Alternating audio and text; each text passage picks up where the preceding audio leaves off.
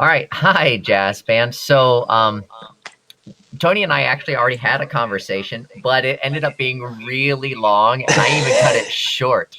So, we're going to do a different version because I don't want you to get bored. Maybe I'll keep that version. You can watch at your own leisure if you want. But this one, we're going to be a lot more focused on what we're going to be talking about as opposed to just being two jazz nerds nerding out about jazz. Alrighty. So, hi, Tony. Yo. So we're going to talk about a group that I'm not a super big fan of. I appreciate, but Tony is a super big fan of. I think that'll be a cool dichotomy to get his wow nerd factor and me get my more objective kind of take on things. But anyway, so we're going to listen to some Snarky Puppy. Before we listen, where was the first time you ever heard Snarky Puppy, really quick?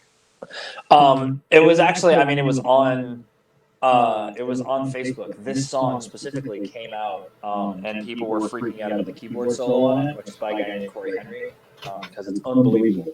And I was friends with a bunch of jazz majors, and pretty much everybody was reposting this. So that was kind of my original bump into them. Since then, I've listened to a lot of the records. I've seen them live in Indianapolis and some stuff like that.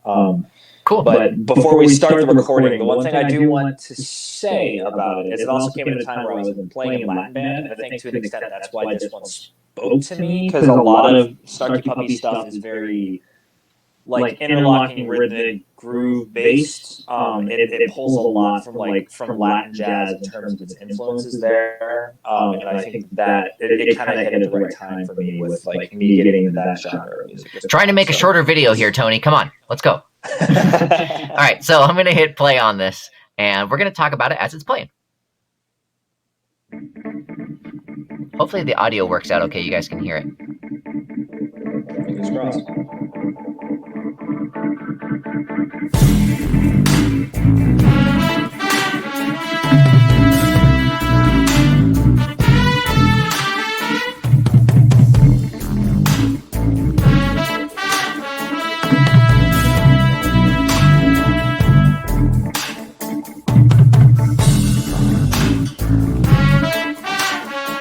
So I don't know if you feel this way, but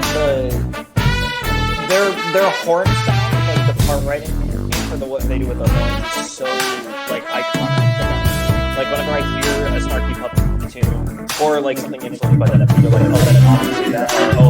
They were obviously listening to a Snarky Puppy record when they wrote this because it has that same sound to it. One thing I think is super cool is, first of all, I've heard that Snarky Puppy is a collaboration of a community sort of thing. Look at all the people involved. Tons of people, and just cool sounds. They have 3 guitars right there? Did I just see? So yeah, I think they have 3 guitars in the room. Which why? Yeah.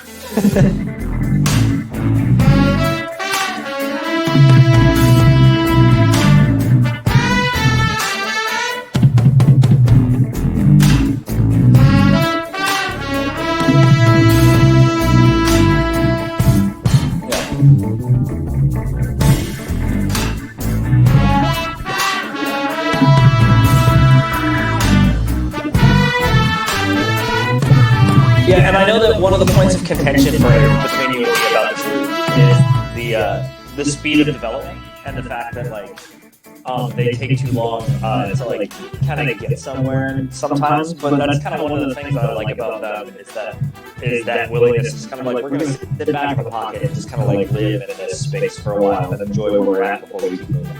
Yeah. Because look at this. We are over 2 minutes into the song, and as far as the amount of material that's been presented, it's really not a whole bunch of new material that's been presented, but they do so many things with layers of sound, though. So yeah, and I would listen in particular to the things that the bass and the drums do to start to push the energy forward. Drums especially on this track, that's the thing, because he's very simple and open at the beginning, and as we increase in volume and intensity here, he gets busier and busier on all the stuff that he does. It's really, really cool. Do variation on melody.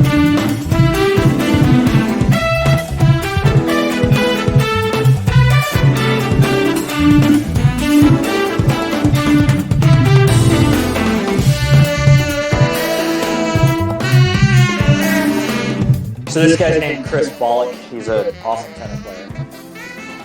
And so he's obviously playing through some sort of a effect pedal or something during that. Did you hear that sound? Mm-hmm. Yeah.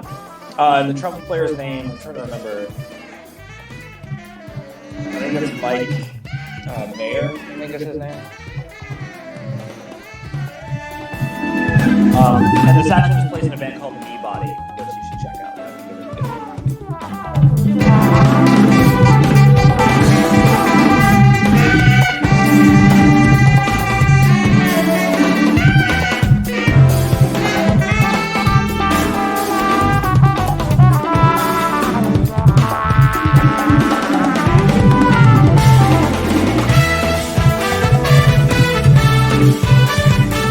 Yeah, so things to notice about that section. There are a couple of, like, first off, the pedals thing. That's a very modern kind of like thing a lot of jazz fusion players are getting into, is, you know, putting themselves through Ottawas. Or I think in that instance, I think the trumpet player actually has a wah pedal that he's pushing on. That's a thing that he does. It's kind of a part of his his setup.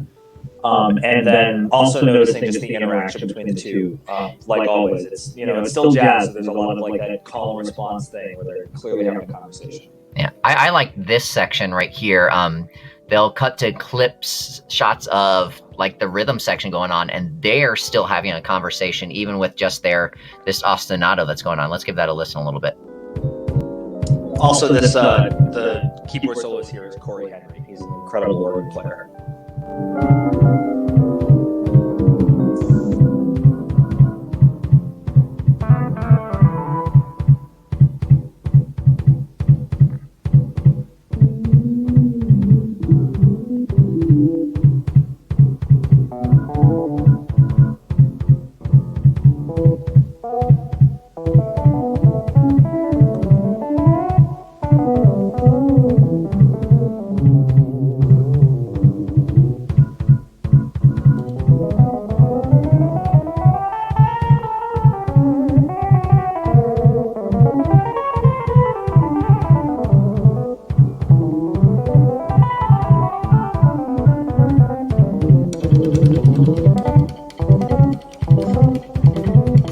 Love that drum. Yeah, I was just gonna comment on that myself too. I mean, the cool thing about it is, like, the thing that most people think when they're, especially drummers, when they're like, okay, I'm gonna really help out the ensemble. They think I'm gonna play louder and I'm gonna be really, really busy. That guy, what's his name again? What's the drummer's name? I don't know off the top of my head. Oh, okay. Google that while I'm talking. Looks like Larnell Lewis, I think. Oh, okay. Drum player on that. Yeah. But like in that one shot, you notice what made it so cool was how simple it was, though. It was just a couple of rim clicks, but it was still a really, really ear-catching sort of thing. You heard it and you're like, oh, wow, that's kind of neat. And it wasn't loud. It wasn't going all over the entire kit. It was focusing on basically one or two types of sounds, and it made all the difference during that. And he was still being a background thing during all that. He was letting the keyboardist be. That's the other keyboardist in the band, and he like hates his life at the end of this video. Yeah, it's so funny.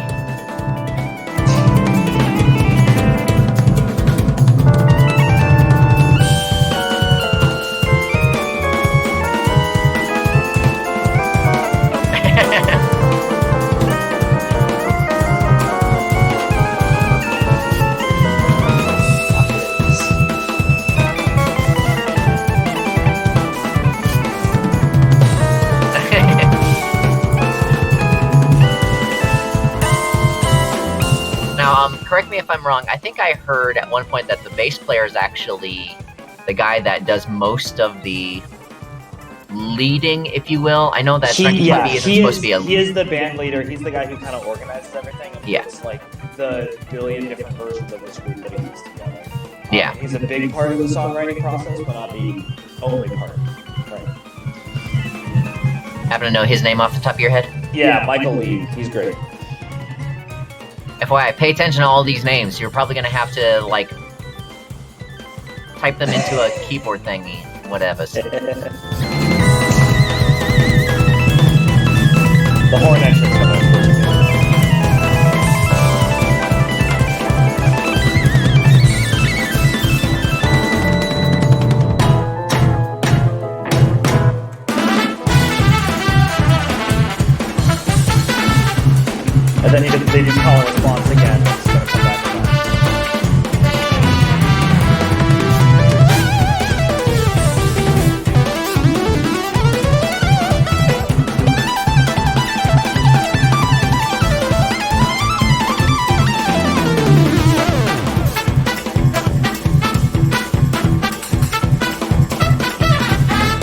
gosh, those guys are so tight. Holy cow. I mean, just how short all those notes were, and there wasn't a single person that was a 64th note off. Oh gosh. Yeah, I love this drum player's setup too. Not just that it's got a whole bunch of stuff though. I mean, look at all the different stuff he's got there. He's got like that stack right there of 2 cymbals. Yeah. You saw there he had a cymbal, and then if you didn't see it, students, and a smaller cymbal underneath it. It creates a cool sound. He has a side snare that has a cymbal on top of that used at the beginning of the song. Just creating different sounds, all acoustically too. I think that's really neat. Also, this bass on the soundtrack changed. Yeah. Like, listen to how much more energy is in the room now, and they're playing the exact same thing they were playing 5 minutes ago. Yeah, 5 minutes ago. See, that's my props with Snarky Puppy. But again, oh wait, some new material. Let's listen to this.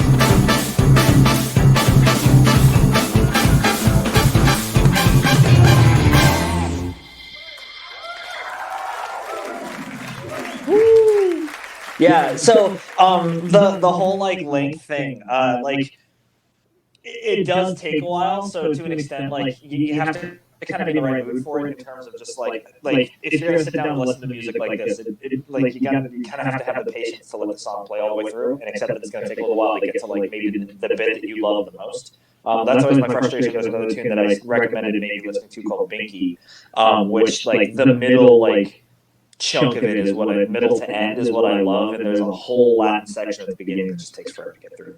But like if you listen to that solo section, just taking that little microcosmos with ignoring the rest of the song for a second, like it starts not quiet but pretty chill and open, and they kind of slowly layer in just like these like tiny amounts of energy as it moves forward, and it's really easy to get kind of like distracted by the fact that the soloist is obviously like, "Are you still there?" I think we kind of froze up. Okay, cool. Your video froze, so I'll just keep talking. Oh, okay. But the soloist, like it's easy to get distracted by the fact that obviously he's a virtuosic player, like, and he does some really amazing things, and I could talk for an hour and a half about just the stuff that he does. Oh, I'm sure you could, but again, trying to keep it short here, Tony. But the if you like at any point, if you just kind of cut forward in that solo, cut, there's never a dip. They managed to do a crescendo that lasts for 5 minutes, and by the end of that, like if you can kind of find the patience to just kind of sit down and kind of like meditate in that and let like just kind of follow that ride all the way up. It's amazing, like how they manage to like kind of keep that energy pushing, because it's so easy. Like, I mean, everyone's had that experience where you push past the point where like you had a really good build, but then like you try and take like another 8 bars of it or whatever, and suddenly like the energy dies, and they never have that moment like all the way to the end. It's just like pedal to the metal, and it just keeps going up, and that's really, really hard to do. And when it's done well, you don't notice it. Like, that's the weird part. My thing to we're gonna wrap this up here, just so you know. Yeah. But my things, I think I would enjoy Snarky Puppy more if I saw them live, because on a record, basically records are live recordings, but there's something different. The staleness of a studio compared to actual live environment where you get to interact with the audience, that makes a huge difference, I think, in a performance and how the soloist is really soloing. You know, those builds you're talking about. I mean, if the audience is liking something, that's just going to give them even more drive to keep going and keep, especially with the ideas that they're creating. If an audience likes an idea, they're going to keep going with that idea. You know? Yeah. And there was something else I was going to say, and I can't remember. But you know what? We're going to end it. The video is too long anyway. Yeah, the video is too long anyway. So we're going to end it right now. But so hopefully this version was a lot better. Make sure you've been following along with it and answering those questions. If you need to go back, feel free to go back and answer them. And everyone say thank you to Tony for being a nerd. Hopefully you heard that, Tony. I think you could say it a little louder. Try it again. Yeah. Yeah, he's a really big nerd. So, and you say the volume that you are saying it with needs to be equal or greater than how much of a nerd he is. And so it's got to be really loud. Oof, that's maybe not possible. Yeah. But all right, cool. So we'll do more video chats in the future, and bye. See ya. Stop on the